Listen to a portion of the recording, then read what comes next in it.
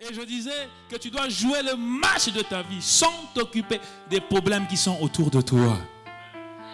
Oui, je sais qu'ils sont difficiles, ces problèmes-là. Je sais que ces problèmes-là te donnent de l'insomnie. Je sais que ces problèmes-là te dérangent. Mais sache que tu es plus fort. Tu as la capacité, tu as le potentiel. Et tu as un Dieu qui est avec toi, qui est capable de te faire surmonter ces problèmes-là. Ton amen là est faible apparemment. Je dis ton amen est faible apparemment. Relis après moi, ce n'est pas vous qui m'avez choisi. Je ne t'entends pas. Ce n'est pas vous qui m'avez choisi. Mais c'est moi qui vous ai choisi. Et je vous ai établi afin que vous alliez et que vous portiez du fruit et que votre fruit demeure. Alors, ce que vous demanderez au Père en mon nom, il vous le donnera. Oh, quelqu'un peut acclamer pour cette parole puissante.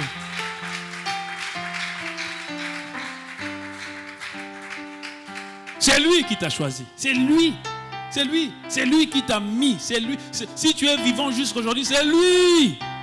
Nombreux d'entre vous, tu devais mourir même depuis longtemps. Nombreux d'entre vous, tu es passé même là où toi tu es passé. Quelqu'un était mort là-bas, mais toi tu es passé.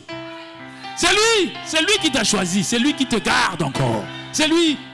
La maladie que tu as ou bien que tu avais, certains sont morts de cette maladie. Certains d'entre vous, vous vous êtes retrouvés dans des accidents. Tu as fait un accident.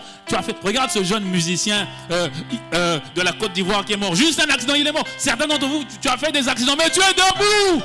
Pourquoi? C'est lui qui t'a choisi et qui te garde encore. Parce qu'il veut se servir de toi. Étends tes deux mains en ma direction. Étends tes deux mains en ma direction. Et tu réponds un amen très fort. Je dis qu'à partir d'aujourd'hui, tu auras l'endurance spirituelle. Je dis, tu auras l'endurance spirituelle. Je ne t'entends pas. Je dis, tu auras l'endurance spirituelle. Pour la dernière fois, plus fort, je dis, tu auras l'endurance spirituelle. Si tu le crois, tu acclames et tu pousses des cris, des joies, des milolos pour le Seigneur. Et tu dois savoir une chose très importante. Ne pas servir le Seigneur à cause des problèmes ne va pas résoudre ton problème. C'est là que tu te trompes. Dis à ton voisin. Ah non, là tu es trop gentil. J'aimerais que tu lui cries un peu dans les oreilles. Dis-lui, voisin, ne pas servir le Seigneur à cause de tes problèmes ne va pas résoudre ton problème. Ça ne va pas résoudre ton problème. Hein? Au contraire, ça va empirer ton problème. Le problème que tu as, maintenant que tu as Dieu, mais tu as un problème qui a 10%. Quand tu vas t'éloigner de Dieu, ça sera 10 fois 10 encore.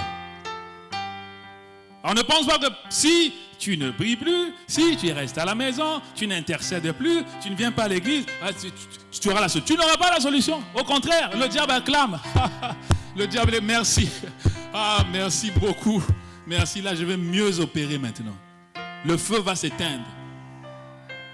Et quand le feu s'éteint, les anges s'éteignent. Les anges s'éloignent. Étends tes deux mains. Je vais prier pour la protection pour quelqu'un maintenant. Je ne sais pas pour qui, mais je prie pour la protection pour quelqu'un. Tout rendez-vous avec la mort prématurée est annulé maintenant au nom de Jésus. Par l'onction de la restauration, par le mandat de la restauration que Dieu m'a donné, je dis que j'annule ce rendez-vous avec la mort prématurée. Le rendez-vous avec la mort prématurée pour tes enfants, je l'annule aujourd'hui au nom de Jésus.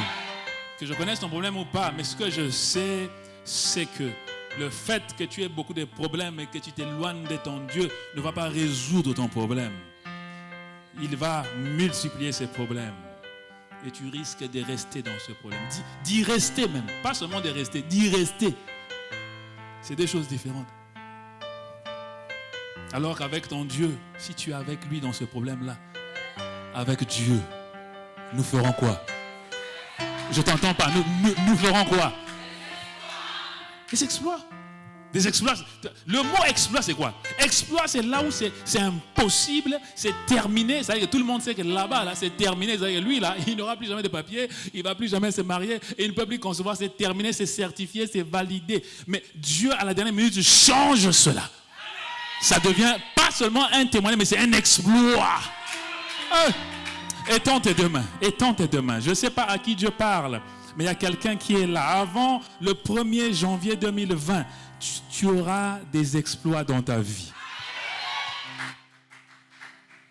Donc, ne s'éloigner du Seigneur parce que tu as trop de problèmes. Tu as des problèmes à la préfecture, tu as des problèmes avec tes enfants. Tes enfants te donnent des maux de tête. Tes enfants te conduisent au tribunal. Tes enfants sont toujours derrière les études. Mais non, je n'ai pas le temps pour l'église. Je n'ai pas le temps pour servir. Non. Sache que quand le Seigneur n'est pas là, sans lui, tu ne peux rien faire. Dis à ton voisin, sans lui, tu ne peux rien faire. Dis-lui cela. Il n'a pas bien compris. Dis-lui plus fort dans les oreilles, s'il te plaît. Oui, verset 5. Jean 15 aujourd'hui. 15. Jean 15, verset 5. Jean 15, au verset 5. Tu relis après moi, c'est pas moi qui l'ai dit. Je suis le cep, vas-y. Je t'entends pas, je suis le cep. Vous êtes les sarments. Celui qui demeure en moi et en qui je demeure porte beaucoup de fruits. Car sans moi, je t'entends pas. Car sans moi, vous pouvez tout faire. Je t'entends pas, parle plus fort. Je t'entends pas, parle plus fort. Est-ce que tu es conscient de cette parole-là?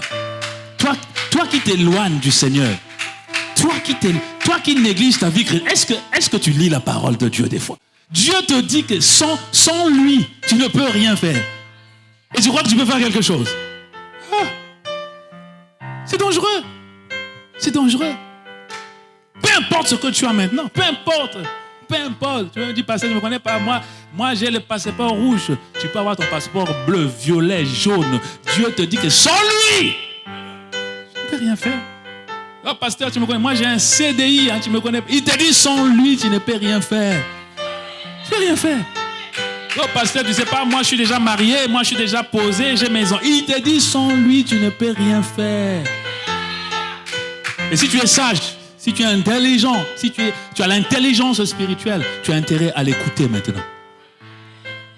Tu as intérêt à l'écouter maintenant. Tu as intérêt à être conscient que Seigneur, sans toi, je ne peux rien faire. Quand tu te réveilles le matin, quand le diable veut te décourager, quand le diable veut te dire tu as trop de problèmes, reste à la maison, arrête de jeûner, arrête de prier, repars dans le péché, repars. Dis-lui non, je ne peux pas m'éloigner de lui parce que sans lui, je ne peux rien faire. Je ne peux rien faire.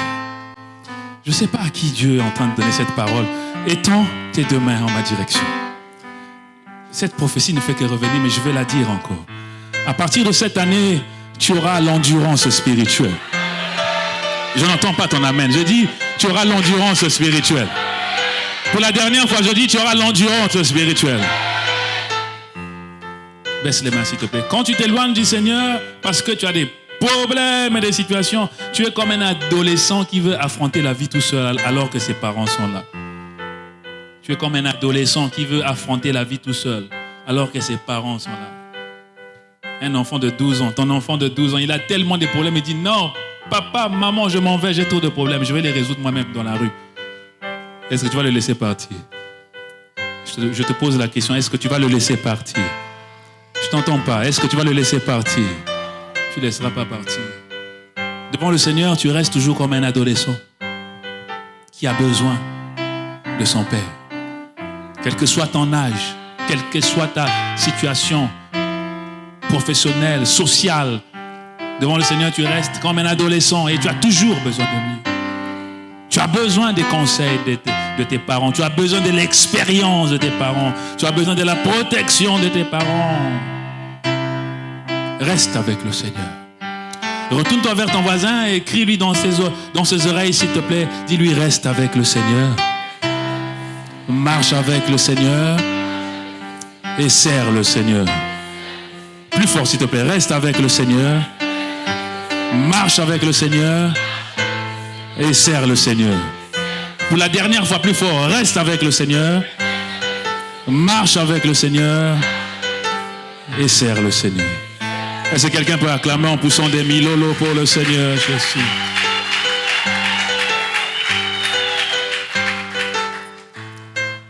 Bientôt, je termine. Repartir en Égypte ne va pas résoudre les problèmes. Dis à ton voisin, repartir en Égypte Mais pourquoi tu lui parles gentiment, ton voisin, aujourd'hui? Dis-lui, repartir en Égypte ne va pas résoudre ton problème. Ah oui, parce que ça nous frôle souvent la pensée, ça. Mais oui, mais avant, quand je priais pas, les choses allaient mieux, pourtant. Quand je priais pas, les choses allaient mieux. Ah, écoute, les histoires de prière, non, j'ai assez prié. Non. Là, je vais tenter d'autres moyens maintenant. Je vais repartir en Égypte, ne va pas résoudre ton problème. Les enfants d'Israël, dans Exode 14, au verset 12, ont expérimenté le même problème. Exode 14, au verset 12. Ils étaient confrontés à des problèmes graves. Ils ont quitté l'Égypte, ils ont fui l'Égypte, ils ont suivi Moïse, ils ont cru en la parole de Dieu. Ils ont dit, on y va Moïse, je te suis, on y va Moïse. Et arrivé, ils rencontrent encore la mer Rouge, mais finalement on est venu mourir. Mais finalement, moi, je ne comprends pas ma vie chrétienne, je ne comprends pas. Et là, ils commençaient à s'exprimer. Tu relis après moi, n'est-ce pas précisément ce que nous te disions en Égypte? Laisse-nous servir les Égyptiens, car nous préférons être esclaves des Égyptiens plutôt que de mourir dans le désert.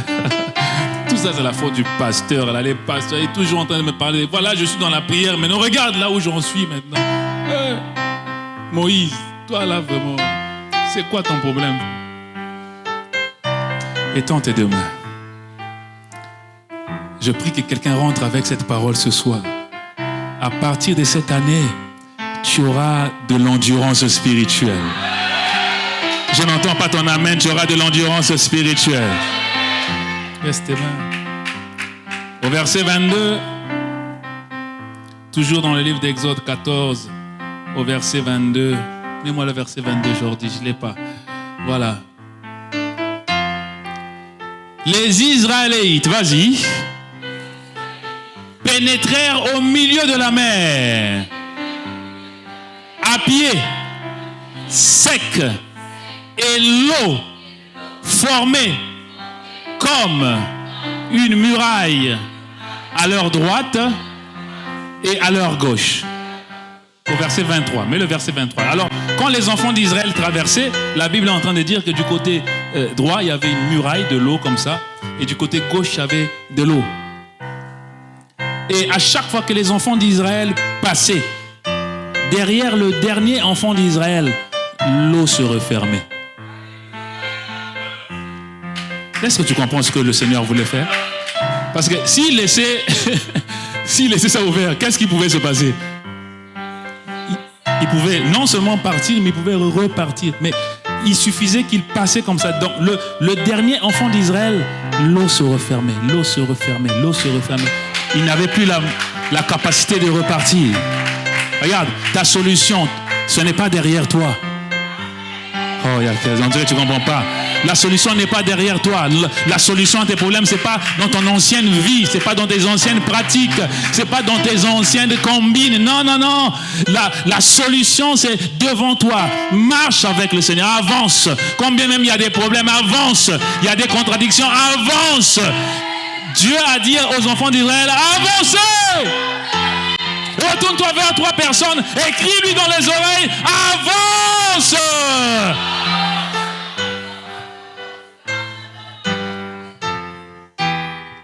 Avance. Et pour terminer, j'aimerais te dire que ce que tu obtiens sans le Seigneur, tu ne t'en réjouiras jamais dans ta vie. Dis à ton voisin, ce que tu obtiens sans le Seigneur, on dirait que tu ne parles pas assez fort. Ce que tu obtiens sans le Seigneur, tu ne t'en réjouiras jamais dans ta vie. Oui, je sais qu'il y a des gens qui obtiennent des choses sans le Seigneur. Il n'y a pas que les chrétiens qui obtiennent des choses. Il y a beaucoup de gens, païens et tout, ils obtiennent certaines choses sans le Seigneur.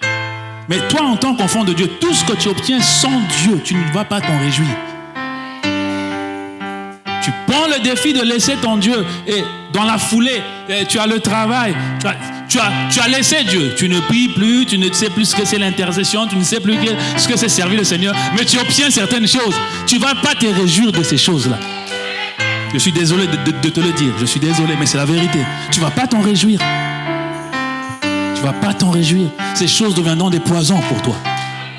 N'as-tu jamais vu des milliardaires, des millionnaires qui se suicident? Mais il a l'argent pourtant. Il a l'argent, mais cet argent devient un poison pour lui. Donc c'est un défi dangereux de s'engager dans quelque chose sans le Seigneur. Judas, dans Matthieu 27 au verset 5. Matthieu 27 au verset 5. Judas a obtenu de l'argent. On a proposé de l'argent à Judas. Judas, livre-nous Jésus. On va faire de toi un homme riche. Tu seras riche, Judas. Tu vas plus marcher avec Jésus là dans le désert. Vous êtes tout le temps derrière lui là, comme des petits moutons. Ça va se terminer, Judas. Tu auras de l'argent. Tu seras tranquille. Tu pourras t'acheter des voitures. Il n'y en avait pas à l'époque. C'était des chariots. Tu pourras t'acheter tout ce que tu veux. Judas, tu seras bien. Très bien. Judas a livré Jésus. Judas a eu de l'argent. Il a eu, hein. C'est pas qu'on lui a pas donné. Il faut bien lire la Bible. On lui a donné son argent, tel qu'on lui avait dit. Beaucoup d'argent. J'imagine des milliers d'euros. Hey. Qu'est-ce qui s'est passé? Relis après moi. Judas jeta les pièces d'argent. Est-ce que tu peux lire plus fort, s'il te plaît? Judas jeta les pièces d'argent dans le temple, se retira et alla faire quoi? Il alla faire quoi? Qu'est-ce qui s'est passé? Il avait eu l'argent ou pas? Il avait eu l'argent. Il avait eu l'argent. Tout ce que tu peux avoir dans ta vie, mon frère, ma soeur, c'est pour ça que je te le conseille. Peu importe que tu prennes ce que je te dis ou pas, peu importe. Si tu prends le défi d'aller à l'encontre de ce que je te dis, on se reverra un jour et tu me rappelleras ça. Judas a pris l'argent. Tout ce que tu peux avoir, si Dieu n'est pas dedans, ça sera un poison. Il a jeté l'argent. Il a jeté. Il y a certaines personnes qui ont ce que nous cherchons. Certaines personnes qui cherchent le mariage, ils cherchent les papiers, ils les ont, mais ils se tuent encore. Parce que la bénédiction devient un poison. Là où Dieu n'est pas, cette bénédiction devient un poison. Étends tes deux mains dans ma direction. Étends tes deux mains. Je proclame que la bénédiction de l'Éternel n'ajoutera jamais de chagrin dans ta vie. Je n'entends pas ton âme, mais je dis que la bénédiction de l'Éternel n'ajoutera jamais de chagrin dans ta vie. Tu marcheras toujours avec le Seigneur. Je dis tu marcheras toujours avec le Seigneur. Je ne t'entends pas, je dis tu marcheras toujours avec le Seigneur. Est-ce que tu peux acclamer très fort pour le Seigneur? Alléluia. Voilà. N'oublie pas que c'est dans certains problèmes, et c'est là que je vais terminer, dans certains problèmes, Dieu te prépare. Dieu te fortifie. Dieu est en train de te façonner. Ah oui. Et souvent tu penses, mais Dieu, tu es où? Tu ne vois pas que je souffre? Mais tu ne sais pas que dans certaines situations, il est en train de te préparer pour l'avenir. Quand Joseph était en train de souffrir, il ne savait pas que Dieu le préparait pour l'avenir. Dieu a permis certaines choses, que ses frères l'enlèvent, que ses frères le frappent, que ses frères le trahissent, que ses frères le menacent. Il y a des gens qui te trahissent, il y a des gens qui te menacent, il y a des gens qui se moquent, il y a des situations de Dieu. Mais tu ne sais pas que Dieu te prépare. Dans la chaleur de ces problèmes-là, Dieu est en train de te préparer. Une voiture prend sa forme dans la chaleur. Tu ne sais pas que la voiture à la base, c'est juste un tas de métal. Les belles voitures que tu regardes, la Citroën, Renault, je ne sais pas toutes les marques. Là. D'abord, c'est des tas c'est un tas de métal. Mais il faut faire passer ça par le feu. À plus de 1000 degrés, le métal passe. Et quand le métal passe par le feu, il est ramolli. Et quand il est ramolli, on peut lui donner la forme qu'on veut. Oh, je ne sais pas s'il y a quelqu'un qui comprend ce que je suis en train de dire. Tu ne sais pas que dans certaines situations, Dieu est en train de te façonner, de te préparer. de donner la forme. Tu es dans l'usine en ce moment. Tu es dans l'usine. Il n'y a pas de beauté dans l'usine. Il n'y a pas de climatiseur dans l'usine. Il n'y a pas de jantes dans l'usine. Il n'y a rien. Il n'y a que du bruit. Il n'y a que de la chaleur. Mais après quelque temps, cette voiture-là va sortir. Oh, je ne sais pas s'il y a quelqu'un qui comprend ce que je suis en train de dire. La voiture finira par sortir un jour. C'est comme toi. Tu es dans la chaleur des problèmes. Mais Dieu te prépare. Il te prépare. Il te prépare. Étends tes deux mains. Je sens l'onction de la restauration sur moi ce soir. Étends tes deux mains. Et je dis que bientôt, tu vas sortir de l'usine au nom de Jésus. Je dis, tu vas sortir de l'usine au nom de Jésus. Je dis, tu vas sortir de l'usine au nom de Jésus. Baisse ta tête là où tu es. Baisse ta tête. J'aimerais que tu puisses te repentir devant le Seigneur. Tu vas demander pardon au Seigneur. Et tu vas lui dire, Seigneur, je vais marcher avec toi pour toujours. Je ne vais plus me relâcher. Je ne vais plus me démotiver pour toi, Seigneur. Mais je vais marcher, quelles que soient les situations. Je te laisse 2 minutes et je vais entendre ta voix, s'il te plaît. Ne murmure pas, vas-y.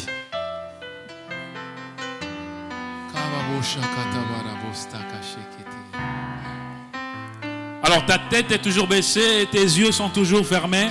Si tu es là ce soir, tu veux donner ta vie à Jésus, ou encore tu veux renouveler ta communion avec le Seigneur Jésus, eh bien tu mets ta main droite sur ta poitrine et je vais prier pour toi. Tu es là, mon frère, ma soeur, tu veux donner ta vie à Jésus ou bien tu veux renouveler ta communion avec le Seigneur, pose ta main sur ta poitrine et tu répètes cette prière après moi. Dis, Seigneur Jésus, pardonne mes péchés, lave-moi par ton sang.